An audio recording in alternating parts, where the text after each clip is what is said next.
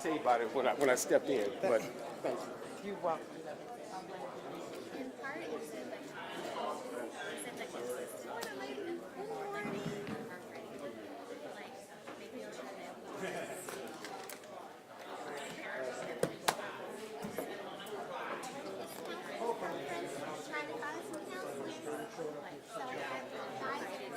Thank you. Appreciate it. Yeah, I was over there, I'm like, girly. I was trying to find it. I was like, what? I haven't been here before. I haven't realized. Oh. So I was like, oh, it's right there. It took me like,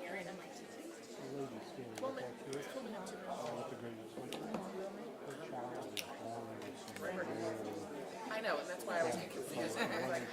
yeah. Yeah. Right. Okay. Also meeting with the person who originally, the attorney and the person that conducted the first meeting that kind of led to this. So they're willing to speak to us after. Okay. So, Okay. yeah. All right. Okay.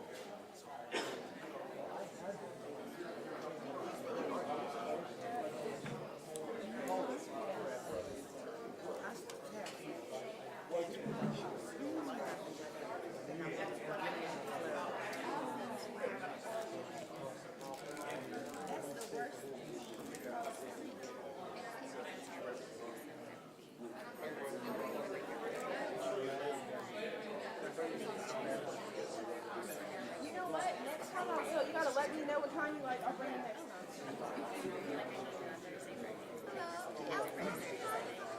instead of what I do. Actually, it was like a Saturday.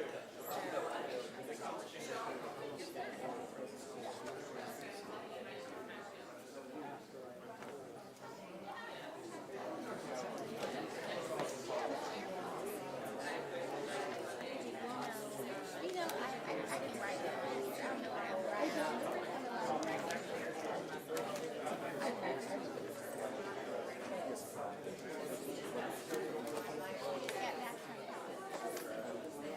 Yeah, that's my That's my stuff.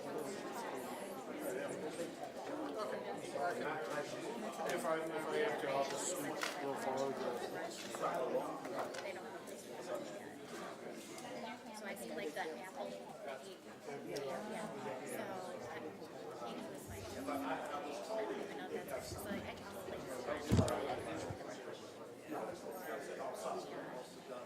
afternoon lunches. Okay, good, do that. But coming like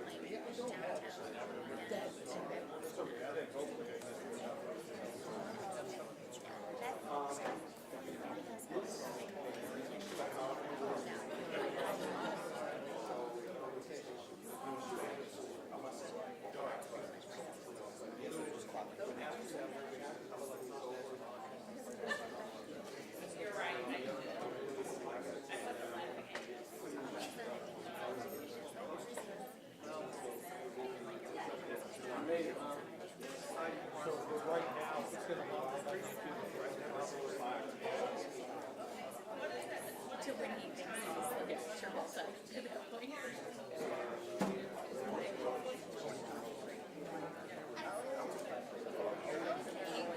How many sets is that?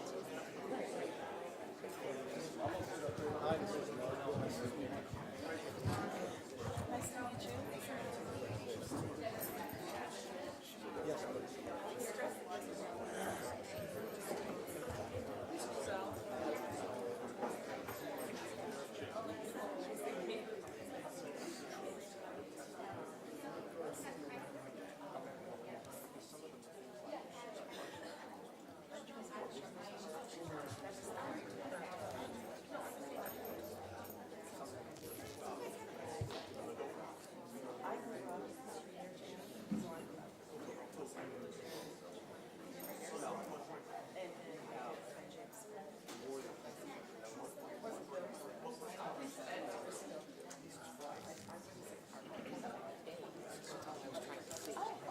Yeah, no, I'm not saying no. Oh, I'm sorry. I know. She gives up my support. She makes everyone. But I just want to see if we could just maybe finagle the day. I don't know. That's all I was asking. No, because I already told her that's not a choice. She has to go. But when she's there, she's supposed to be there. No, just to have someone they have my number to call me, but the thing is if the account's not in, I make sure to get them to call. So we don't get, I don't know if it's like administrative.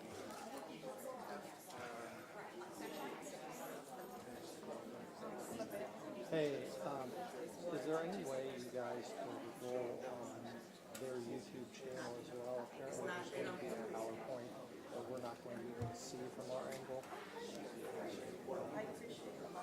I don't know what, you can search Hazelwood District YouTube, I don't know what it's called exactly, but they told us that's where. Okay. Thank you. She's a coordinator. Yes, coordinators are administrative. Good morning, everyone.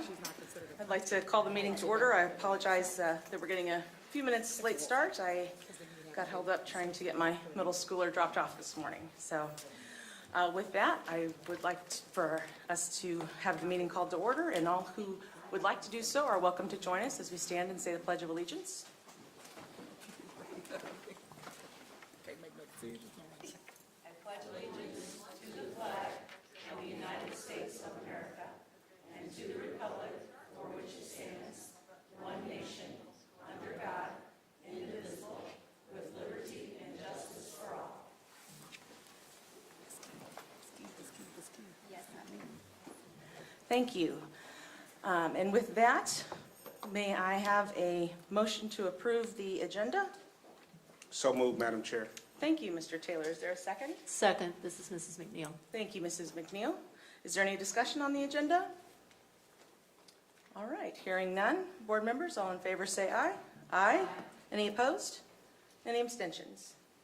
With that, the motion passes. May I please get a motion, please, to excuse Mr. Langley this morning? So moved. Thank you, Mrs. Livingston. Is there a second? Second. Thank you, Mrs. McNeil. Any discussion? Hearing none. Board members, all in favor? Aye. Any opposed? Any abstentions? And can I get a motion to excuse Dr. Youngblood? So moved, Madam Chair. Thank you, Mr. Taylor. In a second. Second. Thank you, Mrs. Livingston. Board members, all in favor? Aye. Any opposed? Any abstentions? Thank you. And, Just for the Doc- record, Mrs. Rachel, I'm taking minutes. Mrs. Allen isn't here, so let me catch up with you. Oh, Thank you. sure, no problem. No problem. Let me know when you're ready to proceed. I need And, the second to excuse, the motion to excuse Dr. Youngblood, and the second, please. The motion was made by Mr. Taylor, and the second was by Mrs. Livingston. Thank you. Sure thing. And Dr. Youngblood may still join us late, but this way she's excused if she's unable to. Okay, and then with that, I believe we're ready for our report. Dr. Collins-Hart? Thank you, President Rachel, and good morning to those in the audience. Mr. Chris Norman, who has facilitated this process, is going to introduce the presentation for today. We know that we're here for the Army Corps of Engineers preliminary results of the testing of Jana Elementary. Mr. Norman. Good morning. Without further ado, I will just turn it over to our representatives from the Corps of Engineers, Colonel Gollinghorst and his team, to present their preliminary findings. Good morning. Mrs. Rachel, Dr. Collins-Hart, Mr. Taylor, Mrs. Latham, Mrs. McNeil, and Mrs. Livingston. It's a pleasure to be here this morning with you.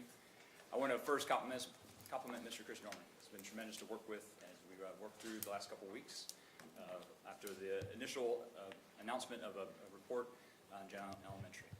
So what we're here today to do is to provide that initial summary of findings and the preliminary results. It's kind of a first important step. We're going to talk a little bit about what we found, what it means. We're going to highlight the way ahead for more detailed reports to come, and really to focus on the partnership with you all, the school district, the school itself, and the community. So again, my name is Colonel Kevin Gollinghorst, the commander of the St. Louis District. I've been here about 2.5 years. My family and I really truly enjoyed living and serving in this community. We have 2 school-age kids, and we understand the importance of community and parents and the school board and the faculty in the schools to make sure that we want to focus on health and safety of our children. So that is ultimately so important to us as a district with the U.S. Army Corps of Engineers. And so I'll be just talking to the highlights today. I'll be calling on key members of my team. I'll give a brief introduction and ask them to come up and speak as well. Mr. John Pikert is our Deputy for Program and Project Management, our Senior Civilian Deputy in the district. Mr. Phil Mosier is the Program Manager for our Food Wrap program, formerly utilized sites remediation action program that's been operating here for the last 25 years in the community. Very important work in partnership with the Environmental Protection Agency, Department of Energy, and many other partners. Over the last 10 years has been a focus on Coldwater Creek and part of the vicinity properties of the airport site. So what we have today is a one-page overview, what we're calling a placemat that you'll see on the screen today, and it's available in hard copy for those of you. So I've kind of hit some of the highlights. And the bottom line I would like to focus on, from a radiological standpoint, the school is safe. Based off the thorough sampling that we'll be talking about today, and the analysis that is, detailed analysis is ongoing, but the preliminary assessment has been and is safe in and around interior and exterior of the building. So no results found above background levels, which is basically the level of radioactivity Mother Nature provides. It's in and around us every day. And so we did not see elevated levels beyond that baseline background level.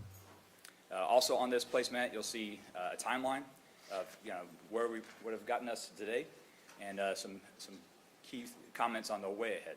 Our commitment to work with you all, have a public meeting next week, currently planned for next Wednesday, the 16th of November. So we are committed, and we will continue the good work to sample, test, and remediate as we're commissioned to do here in the region. The last thing I'll highlight in the very bottom is sampling locations inside the building, on the first and second floor. In the middle, you see the sampling on the exterior. It's small, but reassured you can see a very thorough pattern there, and kind of the work that the great team does here in St. Louis. And then the far right is the soil sampling. And the lighter color was what was done before, which led us to notifying the school in the district in January. And then the blue, the pattern, the darker blue, is the additional extensive pattern outside not only the 10-year, 20-year, 100-year, but outside the 500-year floodplain in and around the school of the soil sampling. And much of that data is still being processed, but the initial preliminary results do not show any concerns in and around the school. So with that, I know that's a very broad overview. I really want to highlight the great experts we have. I failed to mention Mr. Robin Parks also is here. Really leaders and professionals that have been working in the community, working with our industry partners to really ensure that if there is any concern, as we've had in the past in and around the airport site where they live and work every day, the industrial area north of the airport, where there's been a lot of remediation, and then the sampling and testing that's been going down Coldwater Creek to include Jana Elementary, really making sure if there is a concern, we're handling it appropriately. So again, I'll kind of stop here. We also have a 2-page summary of findings that we provided in hard copy. We don't have displayed necessarily, but I wanted to highlight that gives more detail. So we try to help communicate in a very clear way, and some of the summary findings gets into more detailed and more,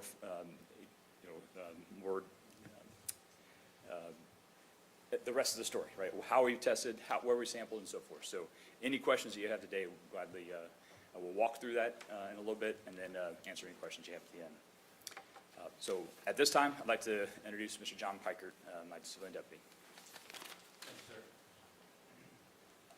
Good morning, Board. Really humbled that you would have us here this morning, and it shows both our commitment and your commitment to the safety of our children. Just real quick, I want to underline a couple of things that the Colonel talked about. So from a radiological standpoint, the school is safe. I'll be very brief in that the Corps of Engineers has been on the ground here in the St. Louis area since 1997 with the FUSRAP mission, and we intend to complete it. So we've carried out $1.1 billion worth of both testing and remediation in the St. Louis area, and we intend to complete the project as given to us by Congress. Additionally, all the testing that we've done out there at Jana Elementary over the last 2 weeks meets or exceeds industry standards, and all the lab results went through an nationally accredited lab. So these are legitimate findings that can be repeated. With that said, I'd like to turn it over to our FUSRAP program manager and subject matter expert, Mr. Phil Mosier. Thank you, Board.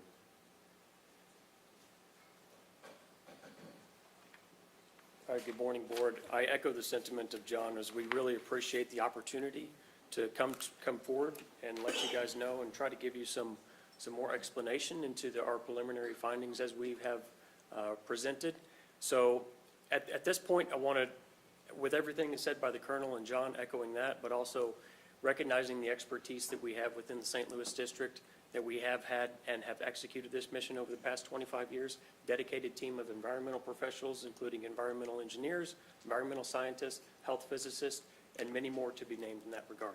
So the team that has been doing the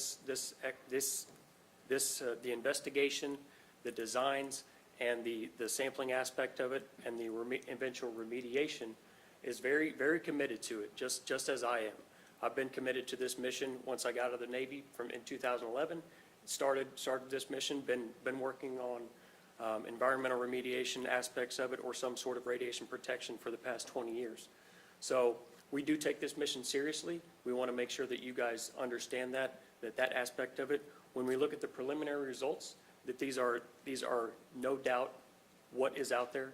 We had a dedicated team of professionals to go out there, and health physicists and technicians to go into the school in response to the concern, and wanted to make sure that we gave you guys the best information possible to move forward and make the best decisions. And as was stated, we will not stop here. We still have remediation to do on the creek bank, so that's a portion that we're working through right now with the remedial design and moving forward so that we can safely and effectively remove that contamination as we have done over the past 25 years in this community for both the St. Louis Airport site and the St. Louis downtown site. One of the highlights that we want to show is when we look at the preliminary results summary and how many samples and measurements that we did take, it was very thorough. So, and our technicians and all of our health physicists are used to this type of work. They do this not only at our sites, but potentially at other sites as well. So there's a pattern of activities and investigations that need to be followed in order to do a thorough investigation for environmental contamination. That was followed here. So the preliminary results are going to give you that snapshot of that. We're working on the finalized document as well, which we're working through the reviews of that within our team, and also the reviews with our federal and state partners to make sure that everything that we said we're going to do as far as plan-wise was followed, and it is in accordance with CERCLA. That's another portion of aspect, the Comprehensive Environmental Response Compensation and Liability Act. Our teams will follow that to a T to make sure that all of the investigations and the associated documentation is correct. So that's a portion of our project. When we complete those documents, all of those reports are publicly available to be able to be combed over to make sure that if anyone has any doubts or anyone wants to understand more. We also want to make sure that everybody understands that they can reach out to us with questions. We try to bring property owners along in the process to make sure that they understand what is going on both in the beginning and in the end. So hopefully the preliminary results that we're providing thus far, it gives you guys the best information moving forward, and knowing that, once again, we're not stopping here. We will continue to execute the mission and remove the contamination that is out there. The other aspect of it is if you look over on the second side of that page on that fact sheet, that gives a little more information into all of the surveys that we did in and around the school to make sure that if there was any contamination, we would find it. And the more detail will be coming out when the results, when we do the finalized document, and we'll give the school district the opportunity to review that as well before it even goes final, as we would normally with a document of that nature. So I will pause there and open it up for any questions, unless, Robin, if you had anything to add. Thank you very much. And would you kindly remind me of your name? Sorry, my name is Phil Mosier. Mr., or is there a different title? Yeah, Mr. Okay. Yes, ma'am. Thank you, Mr. Moser. Board members, I will start to my left. Mrs. Livingston, did you have questions at this time or comments? And one quick question. At the bottom of this placemat thing, it says exterior, like in the sampling locations, it says proposed exterior wall sample, proposed pavement samples. What does proposed mean?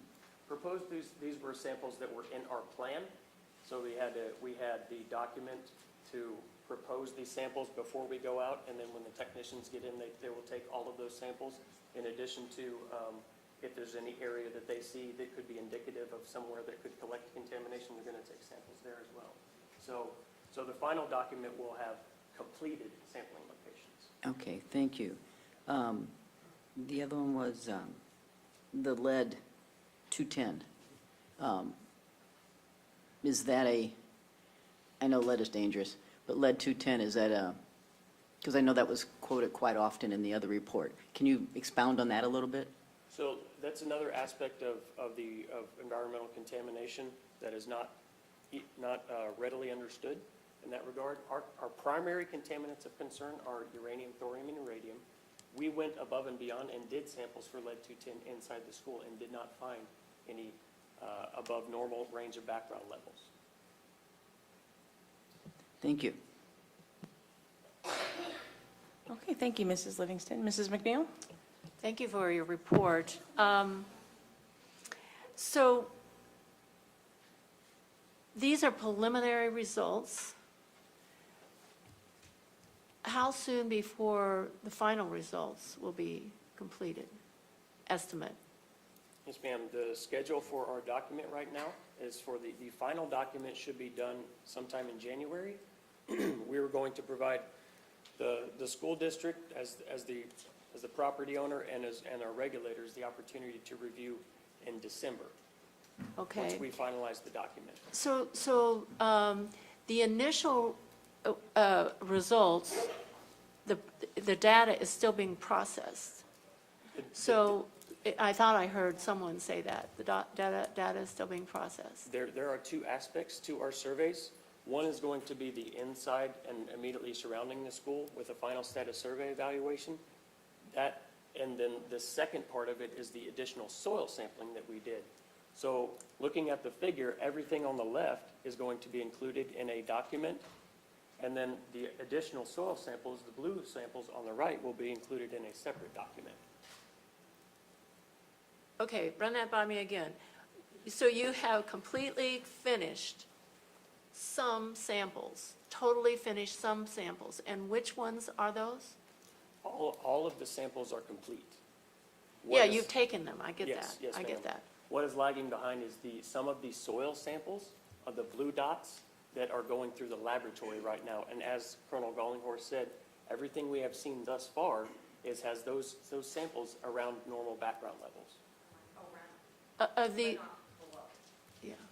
The blue dots, there are blue dots inside the school building, is that, no, that's the school building itself, to the left, inside the school building, correct? Yes, ma'am.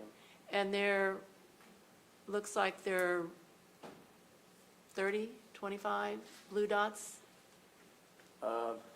inside the building? To give you an exact figure of that, inside the building.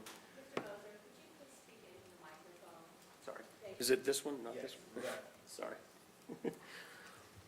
So, inside the building itself, when you look at the kind of the figures of where we're at, the amount that we took inside the building and then outside the building, there's more than that.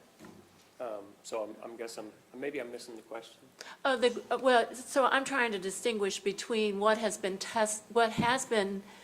actually tested and what has not been tested. Are you saying, and it looks like there's about the blue dots that have not been, the results have not been determined. Is that correct? Okay, so I'm sorry, the blue dots on the left are the samples that we took around the playground. Those have been tested. And those, once again, those are the same type of results. There are no results that exceed the normal range of background levels. So that is not, the red line around, that is not a building, that is I thought that looks like the building is. The left figure right, the blue on the left, I see what you're saying. The blue on the left, that's just the outline of the building. Right. The red, and then the green dots are going to be Surface samples, so not on the floor. All of the blue dots were floor, everything on the floor. So what the technicians did when they went in is we did a 100% scan of the accessible floor areas, as well as any direct measurements, and it's called a smear. It's basically a little filter paper that they'll take over to see if there's any removable contamination. So they did that at 461 different locations inside the school building. So the green dots, the test results are in, Yes, ma'am. and they say that it's safe. And were those like, so you took this little filter paper and went on the walls in some areas and on the floors in other areas? Everywhere did a direct measurement, so the walls, the floors, if there was any areas that would normally collect dust, vent filters, anywhere that there could have been potential areas where things would collect, they took those smears there as well. Okay.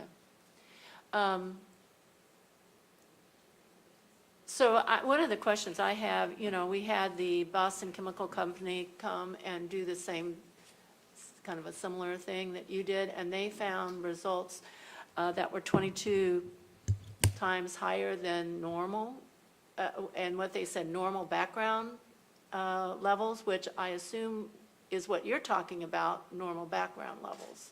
Everything here being safe and prior.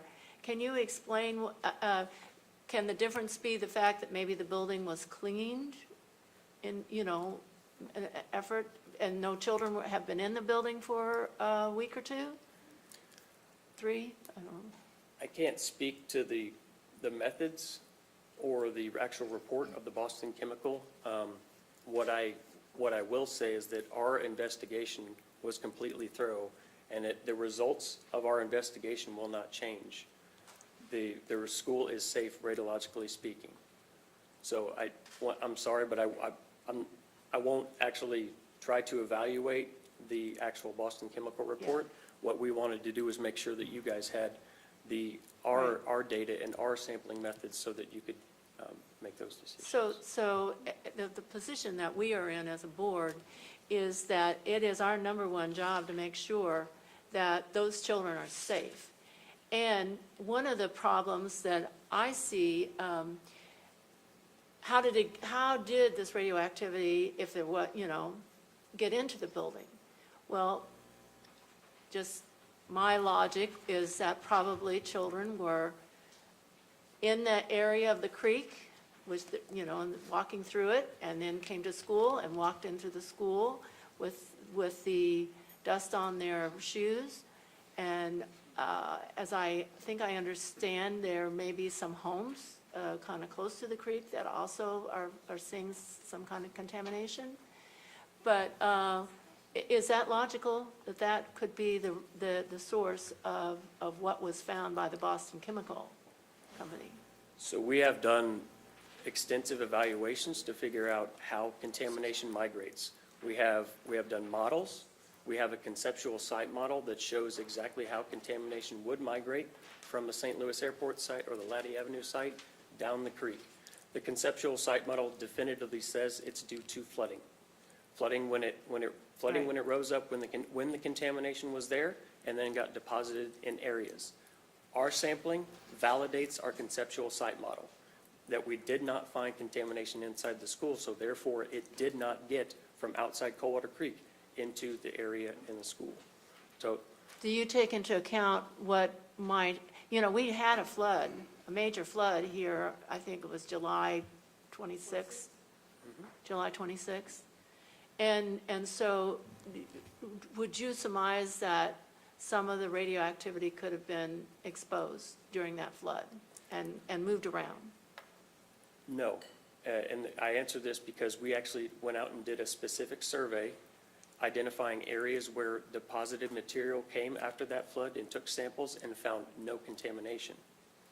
And then again, with everything that we have seen and the sampling that we have done thus far validates the conceptual site model saying that the contamination is inside the 10-year floodplain. That's where we start. If the investigation points us in the direction that we need to go further than that, we will and have gone in the past. this flood in July, how would you characterize that flood? Is that in a 10-year floodplain, or was that a higher floodplain level? That was higher. I believe it was 500 or 1,000-year event. Right. Do you not think that there should be an effort to go into a deeper study than a 10-year? The 10-year floodplain is the start of our investigation. Right. So I would like to specifically point to the samples that we took on the bank that were contaminated. All of the samples from there to the edge of the 10-year floodplain are not contaminated. So when we do that, when we find contamination and we need to connect the dots, there needs to be contamination that leads up to a point. So everything, all of our data and our sampling validates the aspect that the contamination stops at the creek bank and did not go any further. All right, and I do have more questions, but I'm going to let my colleagues go ahead. But one of the things that is still on my mind is, children do play in the creek, or they shouldn't. They shouldn't. But they, children are children, and particularly if they're new to the area, they may be getting in there and digging even, or doing kid things, sliding down the banks of the river when there's just been a rain. So I guess I'm, very concerned about these two varying reports. And the other thing that we have yet to hear from a health physicist. I mean, although you said that they're on your team, and so I'd like, maybe you can address a little bit more about who that person is and what kind of, so. Yeah. So I'm a health physicist by training. Okay. And we have a health physicist on our team as well as within Corps of Engineers and many health physicists around the area. I was. You don't have a health mom, and you don't have a health mission, correct? Let's please allow our presenters to give their presentation. Thank you. If you would please continue. Yes, thank you, ma'am. So the health physics aspect of it deals with radiation protection. We do not have the health mission with the Corps of Engineers. We have the mission to find, evaluate, and clean up the contamination. And then we have health-based cleanup guidelines associated with that are protective and that have been approved through the EPA and through public comment period. So our mission is to clean up the contamination. We don't, unfortunately, that's not part of what we do as far as comment on the health aspects of it, of someone who could have been affected by that. And I do so very much appreciate your cleaning up that creek. I mean, it has been a tragedy for the last 50 years. And I personally have a friend, who should have been the age of my son, who played in one of the tributaries. And at the age of 20, this almost Olympic swimmer died of a very, very rare bone cancer. His shoulder blade broke in half, or just broke. And so, and then on top of that, I don't know if you as a health physicist are aware of all the unusual cancers that have permeated the North County area. And so it is, the fact that you're a health physicist, I appreciate that. I appreciate the cleanup, but we need, and this board needs to look at the impact of the health on our children. So thank you, and I may come back. I'll check back with you again, Mrs. McNeil. Mr. Taylor. Absolutely. What are we remediating if there's nothing there? The spots that we are remediating, There is nothing on the property. The spots that we are remediating are down by the creek bank. So we are committed to remediating those right there. But there is nothing inside the school with our investigation that requires remediation. You can understand our concern when we have one report screaming, oh my God, get them kids out of there. And then your report, a month later saying, there's nothing there. You can understand our angst. I'm just saying. I'm just a construction worker by trade. So I'm allowing on geologists and experts to give me the skinny on what's there. So this report is saying, oh my God, why are you letting those kids there? And in your report, saying it's clean as a whistle. Let me get through this because I'm a fumbleist and I don't want to. And you're the health guy for this outfit, yes? The health physicist. The health physicist, cool. Can you explain, now, I'm a North County boy through and through. I have a sister, 2 years in remission from colon cancer. I have a brother, 54, battling pancreatic cancer right now. And their doctors are screaming for us to get tested. And we have people here saying, man, yeah, we're going to clean it up, but it ain't really nothing there. Don't you find it odd that and I don't know, I've been living in North County my whole life. I don't know a family that doesn't have a member of their family battling cancer.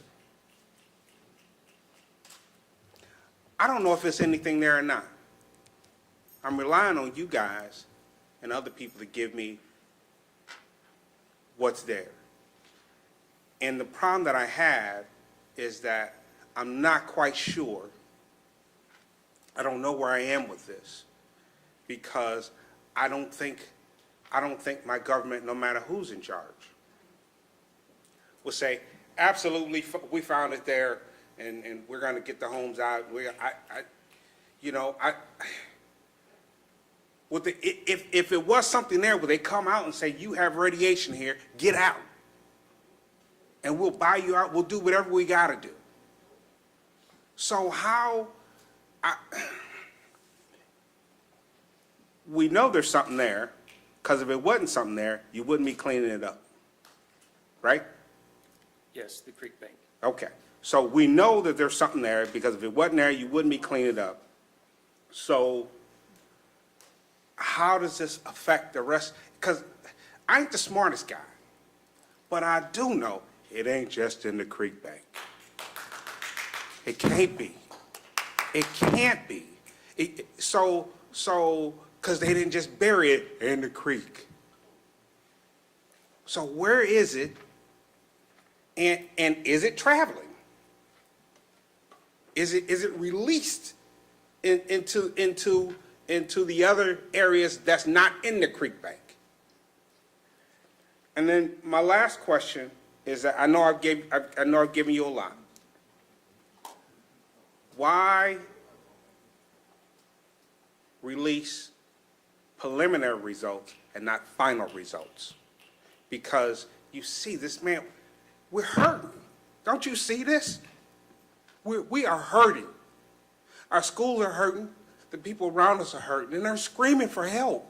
And then you give us preliminary findings. Why not give whatever it is that you got to give? Just give it to us. I'm not going to cuss because we're on camera, but I'm upset. I'm upset because I feel like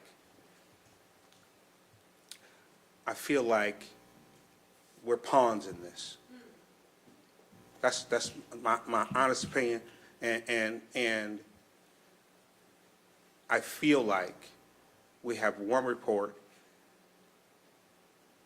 that's biased,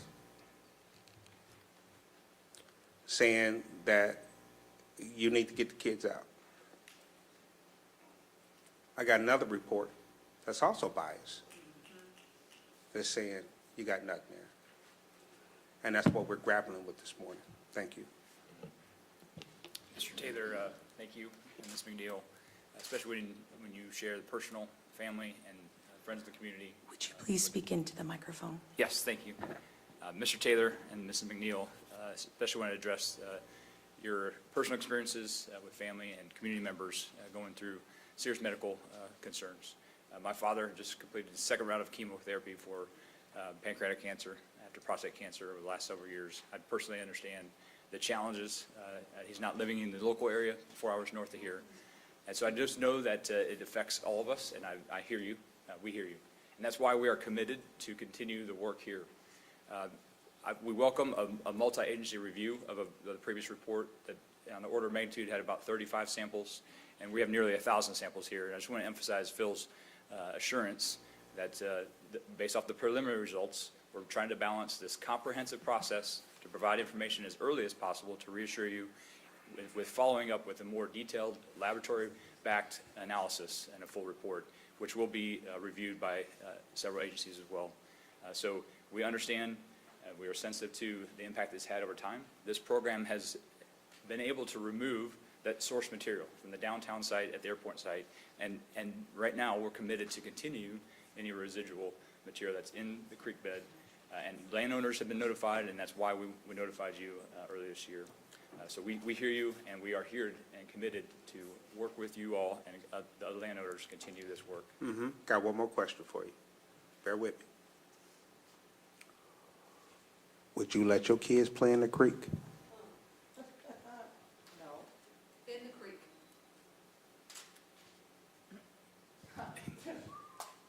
I would. It's a very important question. I think there has been previous studies that has recommended that kids do not play in the creek. So right now, based off other entities, other formal government agencies have recommended, right? There's signs that are up that has concerns for E. coli and other contaminants that may be in the creek. So right now, no, I would not, and I would not recommend, as previously advised by community, state, and federal agencies, that children not play in the park. I'm sorry, Madam President. Would you let your kids go to Jana? Would you let your kids go to Jana? Yes, I would. Thank you. Thank you, Mr. Taylor. Mrs. Latham. Thank you. I have a list of comments and questions, but I am going to start by echoing Mr. Taylor. One of the questions that I had for you, Colonel, and Mr. Mosier, is whether or not you would let your children attend Jana. And I appreciate your honesty in that response. I'm going to come back to the school piece. Let me just check my understanding. For now, the radiation or the material waste continues to be deeply lodged in the bank or in the banks or bottom of Coldwater Creek, right? Am I understanding that correctly? And that with all of your testing, both around the campus and inside the building, floors, walls, other places, you found normally occurring material? Okay. So for this report, and I want to have time to review the placemat and the two-pager in greater detail, but as I understand it right now, the report, your preliminary findings, I'm trying to use the right language, is that the contamination remains contained in the previously identified area, which is part of the remediation plan. Yes, ma'am. Okay, thank you. And you talked about further testing, continued analysis so that you could get the complete report. So I definitely understand the need to finalize all of the testing of the samples in the lab, right? So that in late December, you have a detailed report to share with the board, right? And then subsequently to share with the larger community in January. And I'm, again, just asking these things to make sure that I'm tracking with what I'm hearing. And then also that, I think the question for me is, there was a reference to deeper analysis. And I know that that was, part of it was about the lab testing and getting the complete detailed report. But then I also wondered if I misunderstood and heard some reference to continued testing in and around that area in terms of sampling. Did I misunderstand that? Our sampling for this effort is done. We have no more sampling that needs to be done in that area. We will continue our remediation and a remedial design in that aspect of it. And if we need to do additional sampling to define the area, that's the additional sampling that could happen. Okay. That would be in the creek. Would you, I'm sorry, would you kindly repeat that and into the microphone? We know that there's a lot of folks that are not able to watch right now or be here with us that are going to want to watch this video later, and we want to make sure they can hear all your responses. So the sampling for this, our results for, or, excuse me, our sampling for this effort is complete. Our additional remedial design sampling, if we need to do additional remedial design for the area that's in the creek bank, that's some additional sampling that could happen if needed. Thank you, Mr. Mosier. And then again, help me refresh my memory on the testing related to the 10-year plan, 10-year floodplain, versus some type of deeper analysis? Is it that because of the preliminary results as indicated now, no further testing is needed? So the testing that we have done on this property for the past several years indicated that no further testing was needed. That is consistent with all of the other areas we've investigated along the creek and validating the conceptual site model, saying that no further testing outside of the 10-year floodplain was needed. That was the case here. Okay, thank you. Can you come to the mic, please, sir, so everyone can hear you? Hi, I'm Robin Parks. I'm the technical lead. I was just giving Phil the information so he could add to the answer that in the case of the Jana School investigation, for everyone's peace of mind to answer the questions about 10-year floodplain, is that enough or not, we extended the soil sampling all the way up to adjacent and surrounding the school, which is beyond the 500-year floodplain. So for the case of the Jana School investigation, it is not limited to the 10-year floodplain at this point. So if you look at the bottom right, the blue dots, those are the new soil locations, and you'll see that they're on all sides of the school to include the playgrounds, the parking lot, and the grassy areas between the creek and the school ground, and the school itself. So I hope that helps answer your question. It does. Thank you. Thank you. And thank you for bearing with me, because this is not my area of expertise, and so I ask lay questions that help me process the information. I'm going to say that I may come at this slightly differently than some of my other colleagues. For me, I look at this rightly or wrongly, but it's my mind, and I don't allow people to live rent-free. I compartmentalize it, right? I look at it from the governance perspective, and then I look at it as a member of this community. So from the governance perspective, the fact that we have made a very difficult decision to close that building and eliminate any continued safety concerns or suspected safety concerns, I think is the right thing to do. And I think that for me, that has been addressed. And I will also say in full transparency that whether I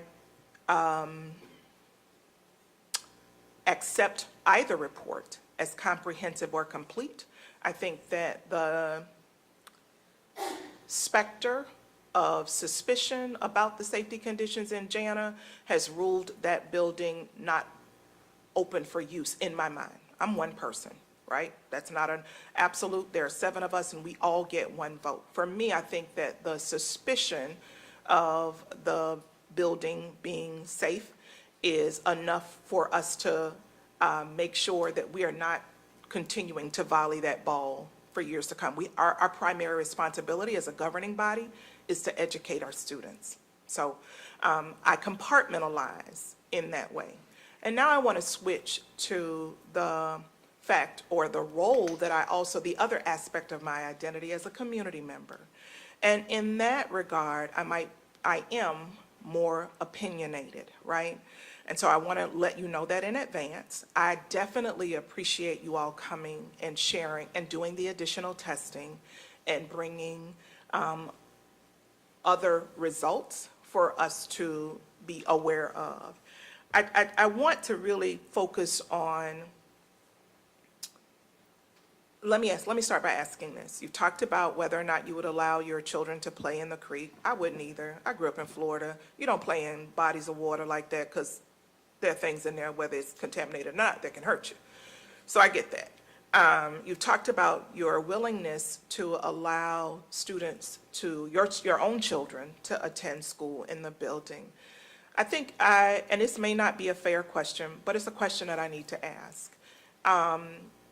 If you lived in this community, what level of concern would you have on a scale of 0 to 5? As far as concerns for radioactive contamination, 0. And I would just add, I would want to be an informed citizen. I would want to ask questions, and I will share with all of us, trying to make sure we understand and have a confidence of what we are doing. And we have a track record of identifying and removing the material, and that's what we're committed to continue to do. And so we look forward and really appreciate these concern and the important questions you're asking today. So as a citizen of the wider community, and if I was living in the community, I'd want to continue, like yourself, to ask tough questions and be involved in this process. We are committed to be a part of this community. And I have tremendous respect for that. I'm a former CAL commanding officer's wife. My husband was armor in the Army. I also will say in full transparency, just like some of my other colleagues, my family has been affected by cancer recently. But what I want to say is this. For me, now that the governance piece has been addressed, it's the community piece. We deserve, I said this last week, I'm gonna say it again. We deserve a safe community to thrive in, not to survive, not to live, to thrive in. This ain't no shade, this is no politicking, I'm just giving it to you straight. And what I believe we want is reasonable and fair. And so whatever your role is, please partner with the North County community. I'm not speaking as a board member, I just happen to be here in this setting. I'm done with that. But as a North County resident, as a person whose children matriculated in these schools, whose grandchildren go to this school, I want to know, and who has 16,447 other children that I'm not biologically related to, but I want the exact same thing for them that I do for my 3. We have to get this addressed. You just happen to be the representative today. But if I could do anything, I want to impress upon you that we need to get this fixed. It's time out for talking. Get it cleaned so that we can go back to our lives. That's my request. Thank you. Thank you, Mrs. Latham. Thank you, Mrs. Latham. Mrs. McNeil, I have a couple of questions, or I could come back to you first, okay. First, I want to thank you both for being here, and I want to thank you both for your service in the armed forces. So you mentioned you were a Navy vet, I believe, so, and thank you, Colonel, for your service as well. I want to step back. I know we talked a little bit about the health physicist role, and sometimes I need things really concrete, so I just want to make sure I'm clear on that. So as a health physicist, that does not make you a healthcare professional. Would that be an accurate statement? Yes, ma'am. Health physics is the science of radiation protection. Okay. And so a doctor who specialized in treating people with radiation exposure might have a different opinion than you have. I can't comment on what the doctor's Right. opinion might be, but most doctors would have an idea of what radiation, the effects of it would have on the body. Okay. Thank you for clarifying that.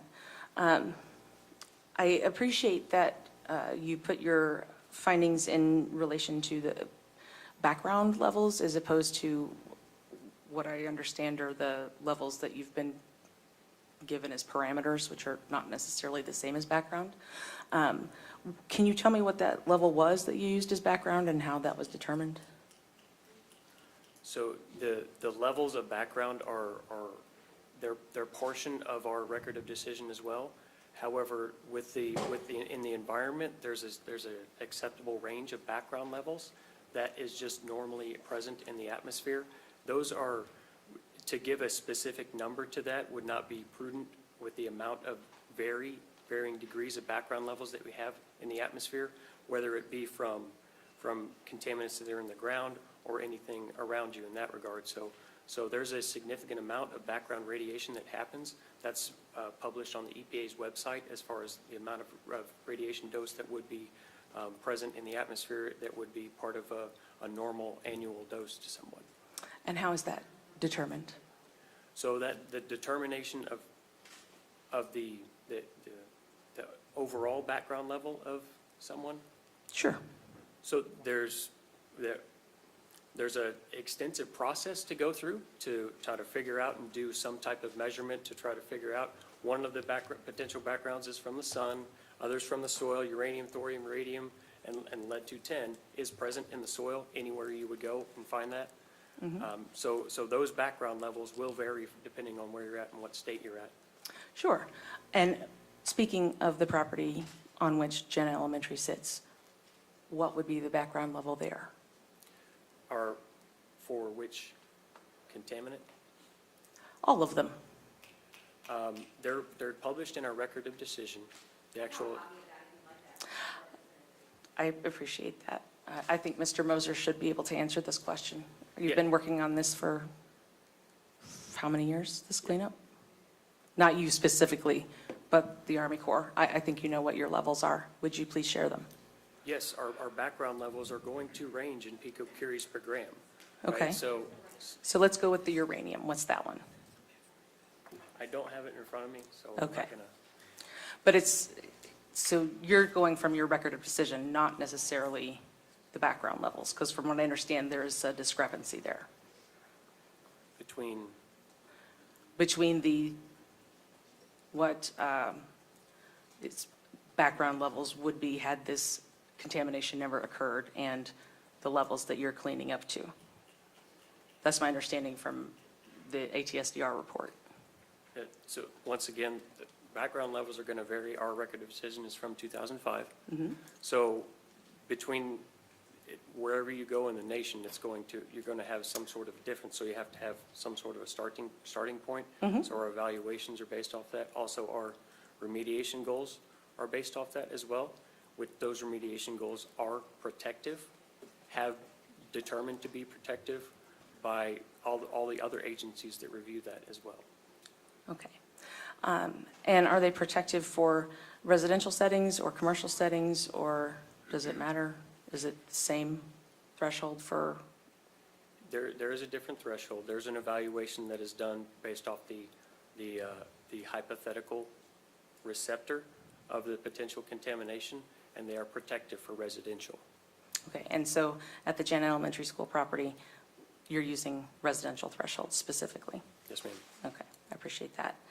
And I apologize if it feels like I'm coming after you, because I'm not coming after you. I realize you're the people that are trying to get this cleaned up, and I really do appreciate that. I just want to, I'm not a geologist. Radioactive materials are not something that I feel like I have a lot of knowledge about, although I've been trying really hard to educate myself as best I can. And like Mr. Taylor, though, I'm reliant upon people who, this is your job and your expertise. And it is, while I didn't understand a lot of the Boston Chemical report, I understood the numbers, which were background would be expected to be X, and we tested at Y, which was 22 times X, right? And I'm a little concerned and confused at why there are no numbers being presented here.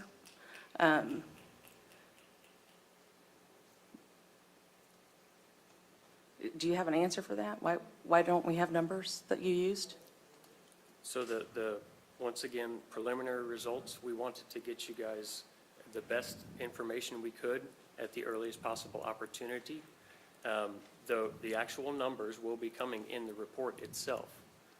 So that aspect of it, that's not going to be hidden from. You will definitely Sure. see those.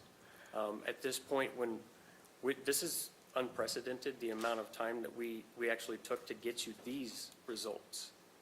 Yes. We normally take very diligent in our process, thorough evaluation in the laboratory, quality assurance laboratories, in addition to our own, to make sure that the data is sound so that we can give you the best information. Everywhere we go, we do that, and it takes a considerable amount of time. So I want to highlight that we went above and beyond to give these results.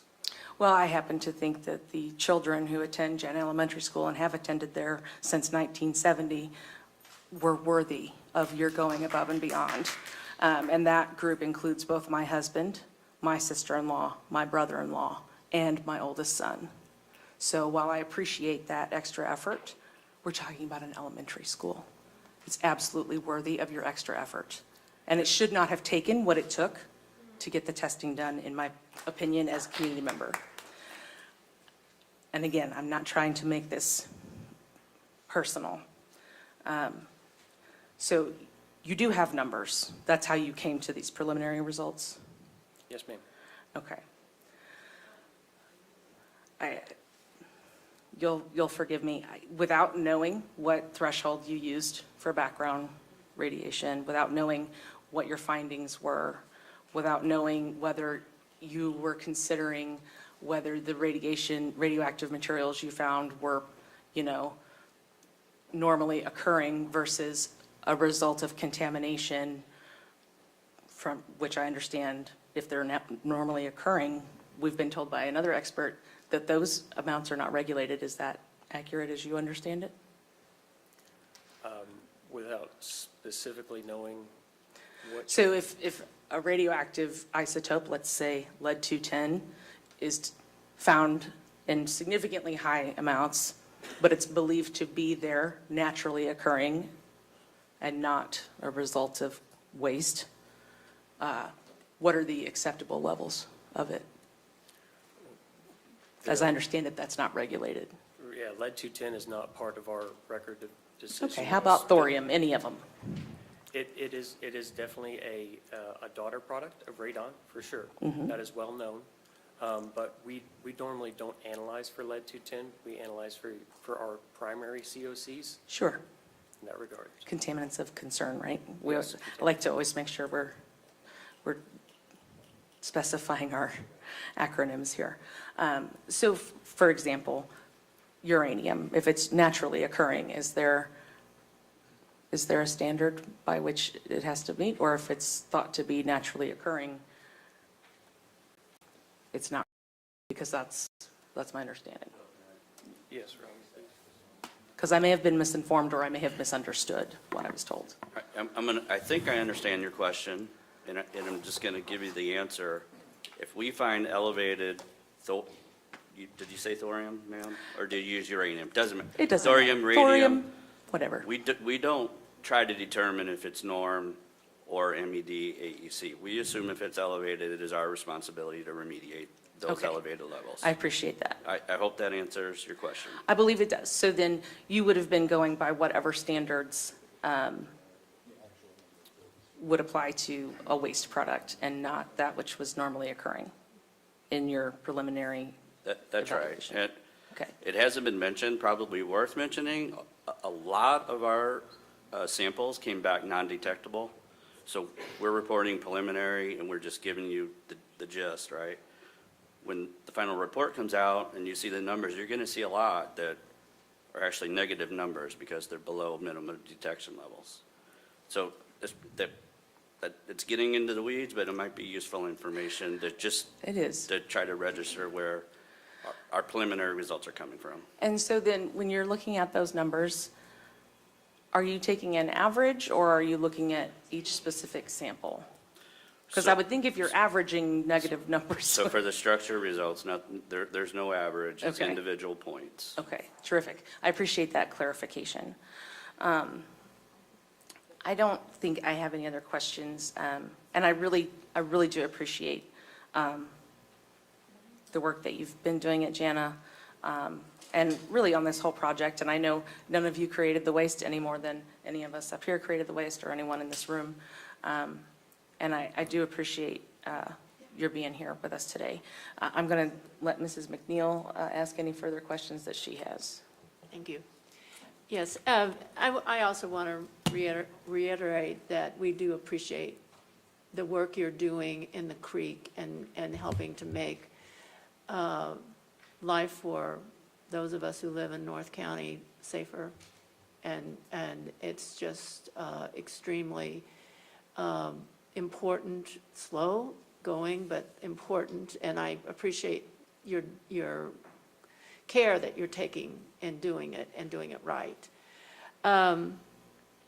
So one of the things that I was reading the placemat, and I just want to see if I understand what's on the placemat. You're talking about preliminary results summary, and you took, let's go down to the 4 pavement sediment samples sent to FUSRAP laboratory, isotope radium, thorium, and uranium. So those 4 samples came back, have they been completed? Yes, ma'am, those samples were completed at our FUSRAP laboratory. Those samples were completed at our FUSRAP laboratory, came in back, as shown in the table, no results above background levels range. Okay, no, not above background level. But at the same time, we're not really certain, let me use my I voice, I'm not really certain. The background level could be, if you lived down in Webster Groves, it could be kind of the level that you see more routinely throughout the country. But since we live in an area here that has higher incidences of thorium, radium, and uranium, it could be a different standard, higher. Is that correct? I want to make sure that we're clear here. It's like the background range is for an area, for sure.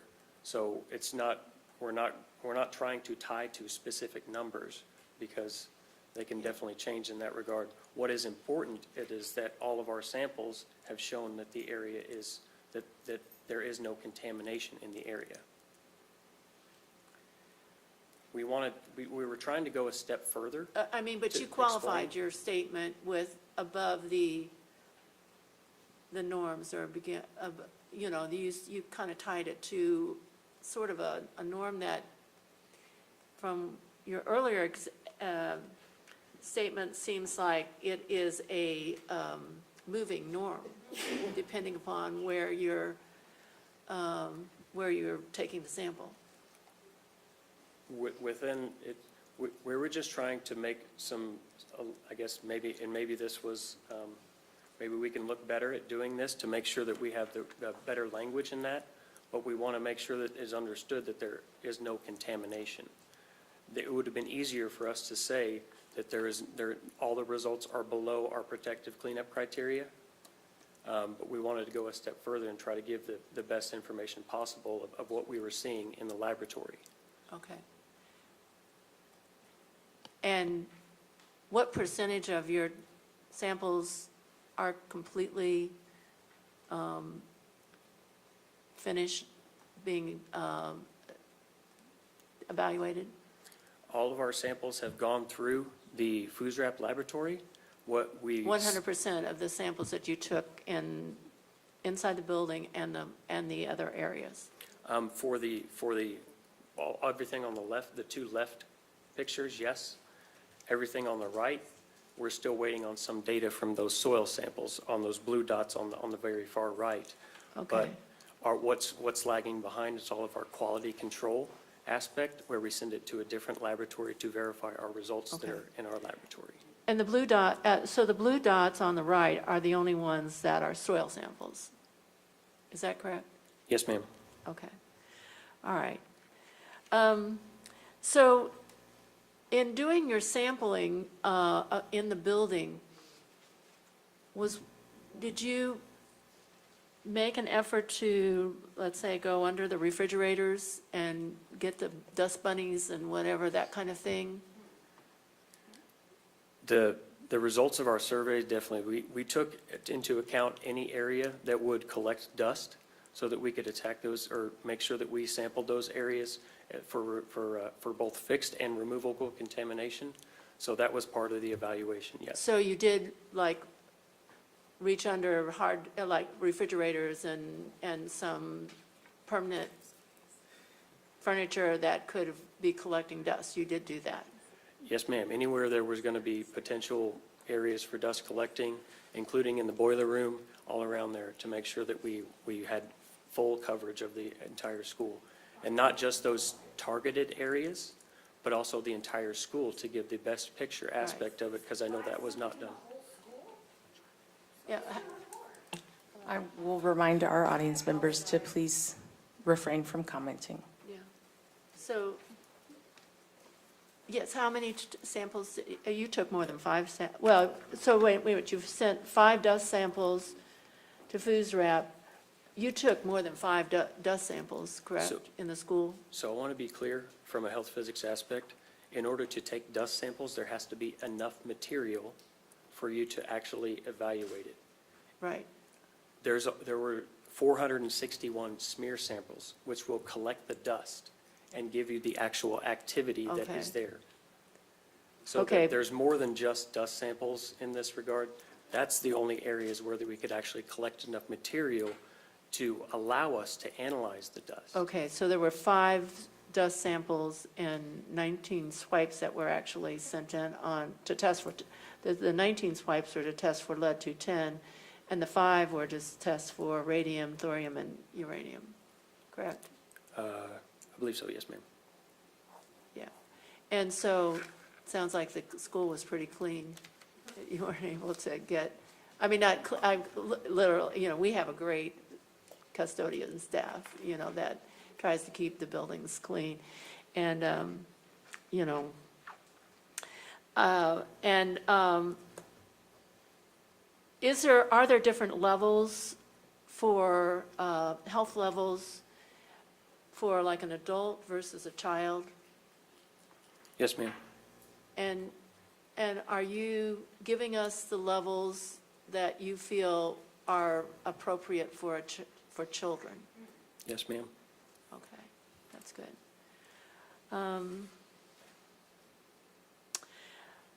Well, one of the other issues, I think I'm pretty close to being finished, but one of the other issues that has been, that we are aware of, and you probably are too, is that it has been said that the dirt, contaminated radioactive dirt from Laddie Avenue early on was sometimes used as fill dirt on properties around the North County area, maybe beyond North County, I don't know.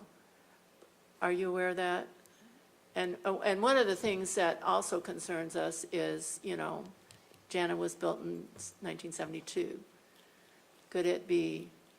Is it possible that, that some of that dirt was used in leveling the lot or something along that line?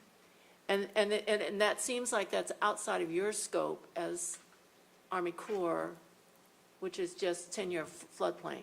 I mean, that's how some contamination might, if that's, and I think it is true that was done. Oh, yeah, definitely.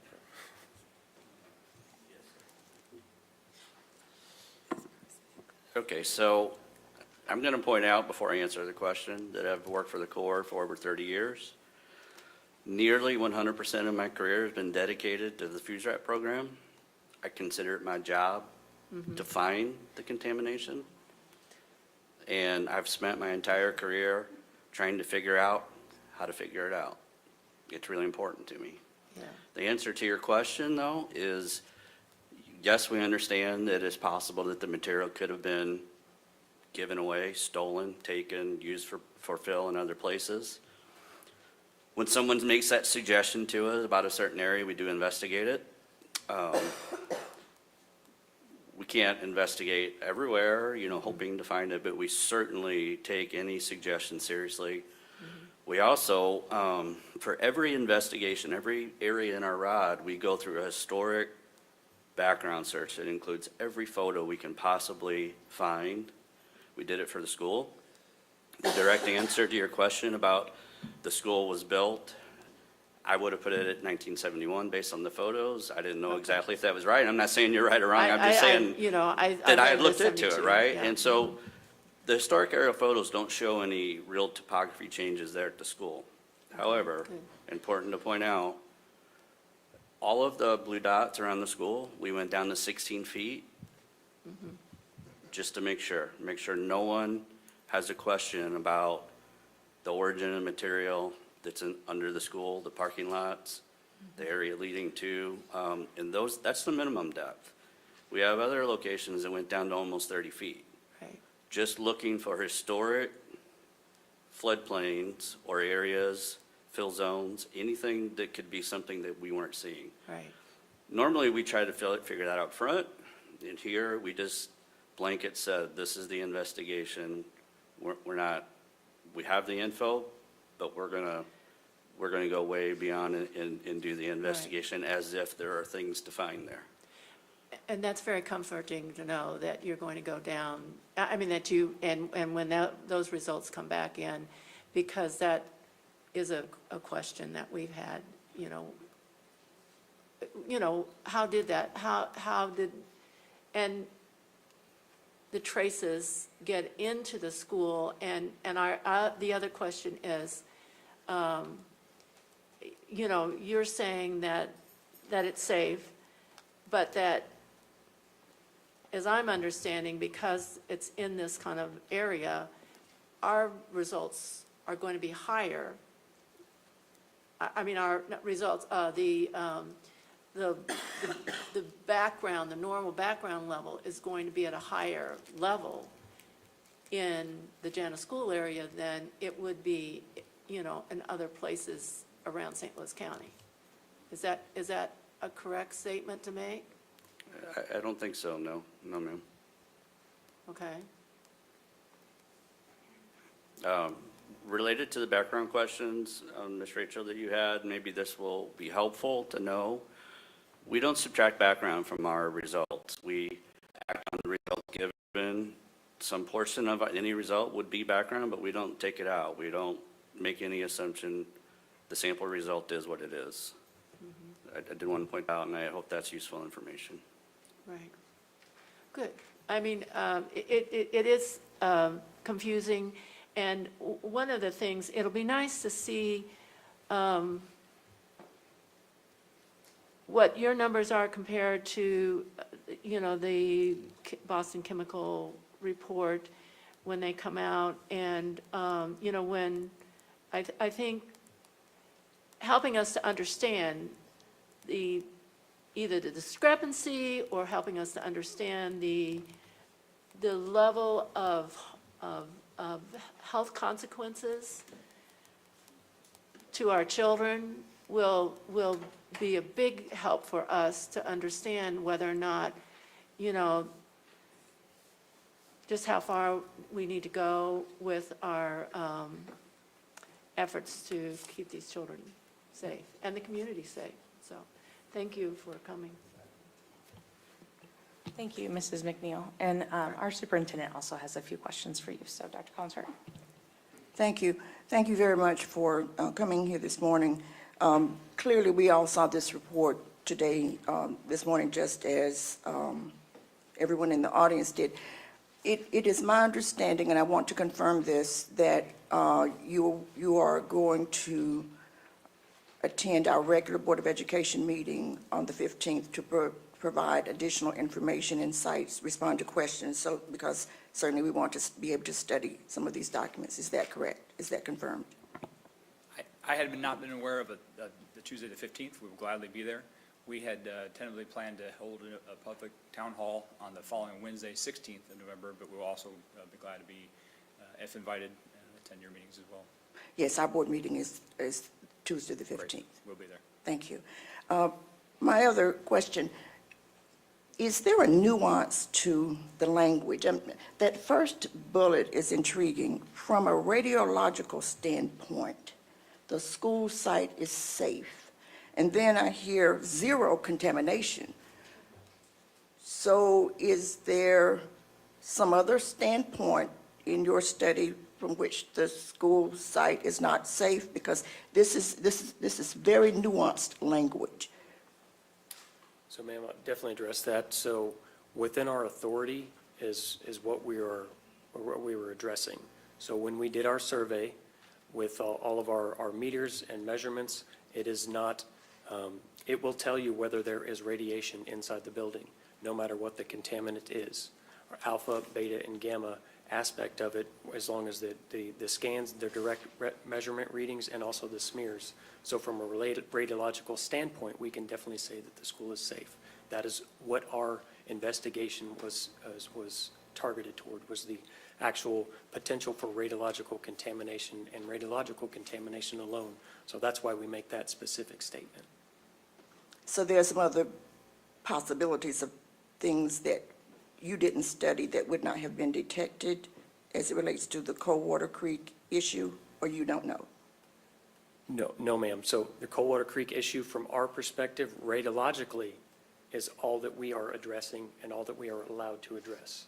If there are other contaminants out there, that's not part of our authority to address. Okay. I really was a bit intrigued at how quickly we got these results, and I understand they're preliminary. And then in the chart, remediation is going to 2023. Why did this take so long if, as I look at the placemat, there have been discussions since 2016. I mean, how were we able to get this in 2 weeks? And why is the cleanup and remediation, why is that taking so long? Who is it that authorizes this quickly? Because we want to certainly access those resources and contact those people. So how are we able to turn this around in 2 weeks when I know even on the map is showing that we've been having discussions and studies since at least 2016, but of course the historians will say 30 years. So what happened to make this possible? Because we need that to happen again in terms of the cleanup and remediation. So the timeline of events is definitely a process that we take when it comes to the investigation, the right of entry to come in to do the property, that aspect of it. Normal time for a remedial design is at least 6 months. So, and also for the plan to come in and do the sampling, going back to talking about unprecedented, we really reacted to the report, to the concern of the community, because we wanted to make sure that we gave you guys the best information for the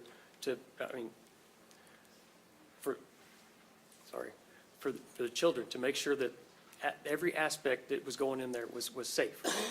That was our primary charge. We normally wouldn't take this kind of expedited effort on a property, especially when we have been saying all along, and our conceptual site model has validated that the contamination is isolated to the creek bank. We still stand beside our original statement that we have talked to you guys about when we came back in June, saying that the contamination was isolated at the creek bank, and the contamination, there was no pathway for it to migrate to the school. So it was really, we were really taken off guard and very surprised to see a report that said otherwise. So we want. Ma'am, please. Ma'am, please. Sum up. I understand. I need you to maintain your composure, please. So, I forgot where I was. So we want to make sure that is understood, that, you know, we committed a lot of resources into going in and to taking the samples in the school and doing all the surveys to make sure that we had the best information from a radiological standpoint to give you guys for the safety of the children. So that, and the design aspect, we were already working on a remedial design to come in here and start doing the work. The aspect of safety is of utmost priority when we do remediation, when we come into that. So we wanted to expedite the actual remediation for the creek bed itself or the creek bank itself. So we thought maybe the opportune time was the summer of '23. So that's kind of what we're targeting because we know that would provide the least, I guess, interruption of any activities. However, when we do remediation, as we do anywhere in North County, we take all the appropriate controls with monitoring and safety aspect of it to make sure that none of the contamination gets anywhere outside of the areas where we're actually remediating. So the part, you know, when we talk about the potential for of actually going in and do the work, we're working as best we can to try to complete that design. We want to be diligent and make sure that we go through all of the processes so that we are consistent with the law, that the Comprehensive Environmental Response Compensation and Liability Act in that aspect.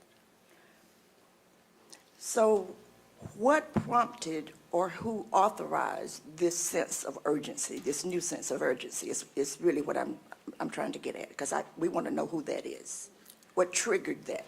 What prompted and who authorized something to happen in 2 weeks that couldn't happen in 30 years or certainly had been slow rolling since 2016?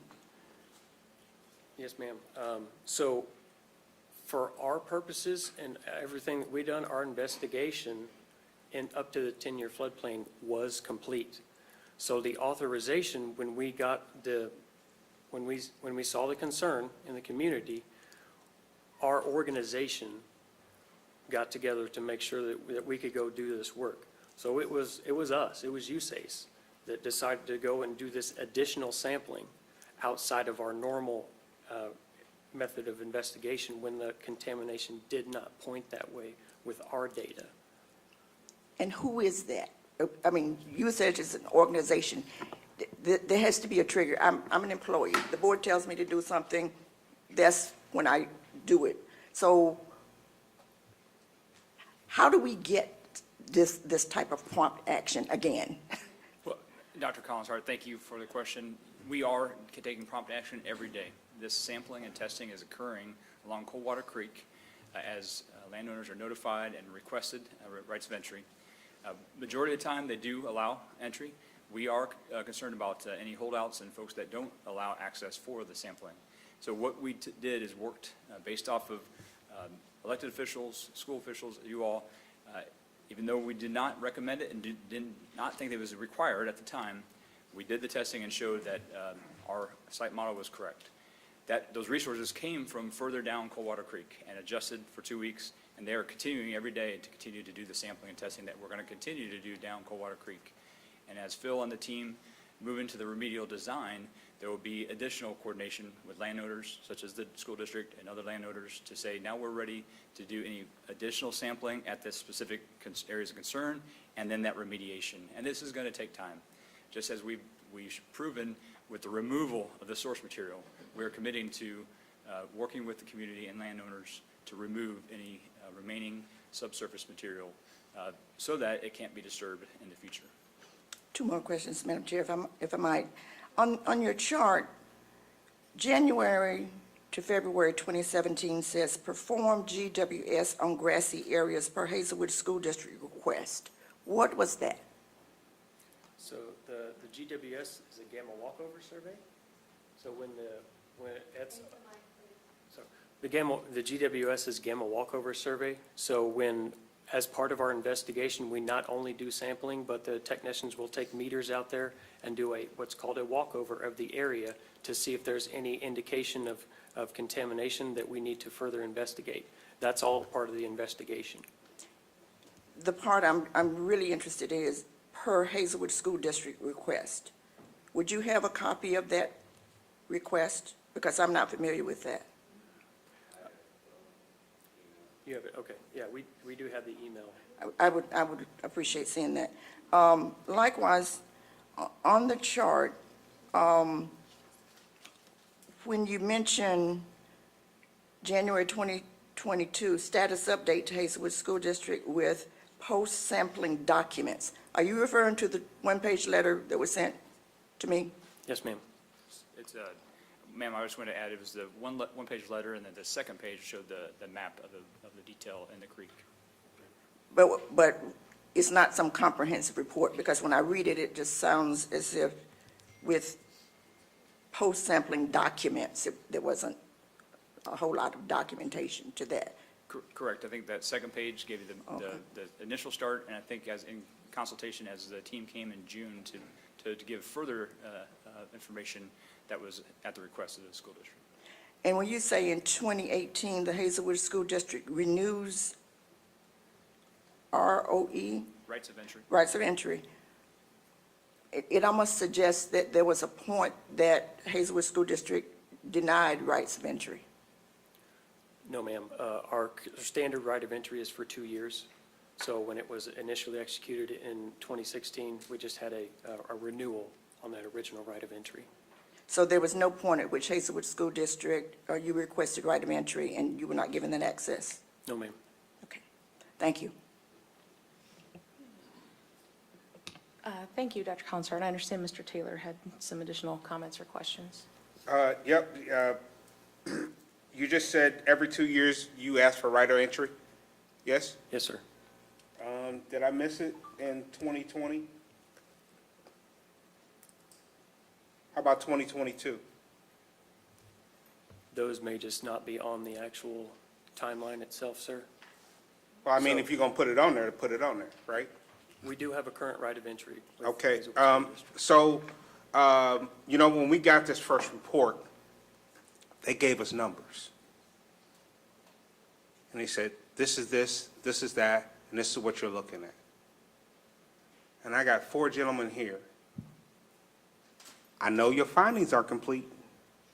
That's how you're able to give us this report, right? But you didn't bring us one number. You didn't bring us nothing. You can make this say anything. And my papa would tell me at that point, figures don't lie. If you want us to bite into what you're saying, why not bring us the data and say, this is this, this is that, right? I know it's complete. It's already complete. That's how you're able to make this assumption, right? If I could, I gave an analogy, since we're here with you all in school, of if we give you our answer, which is what we gave you, right? And we are making sure all our figures, all of our background analysis is accurate and complete, and we don't want to rush that. This is a comprehensive project. So I do acknowledge your point. We wanted to come give you an update, because what we don't want to wait is 4 to 6 weeks and continue to have questions. And so we want to, I acknowledge that we're telling you, and then we will, in December, provide the full report.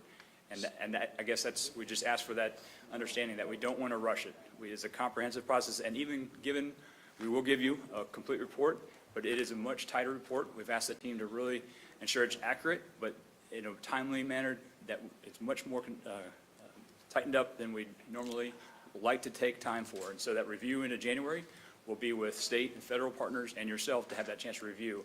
And toward the end of January can be the final report. And so I'm a 1 of 7, so just so we clear, I would gladly wait 4 to 6 weeks for you to give me a comprehensive report and give me numbers and give me facts than just what it looks like, what you put on paper.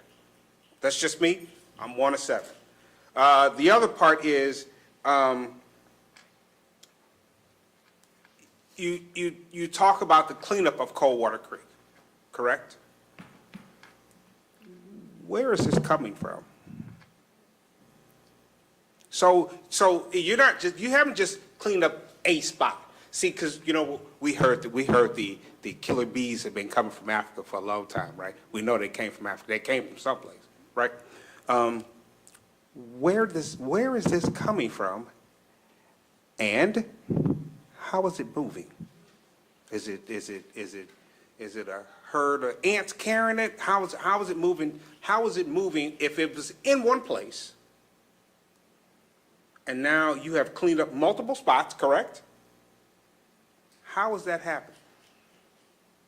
So, sir, definitely, to answer that question, the sources of the contamination in Coldwater Creek came from the St. Louis Airport site and some potentially from the Laddie Avenue site. Those sources are gone. We removed, say again? Oh, sorry. We removed those sources already, so there is no recontamination happening whatsoever. We have an extensive environmental monitoring program where we sample the creek water. We sample at specific sediment locations as well to make sure that the contamination is not moving.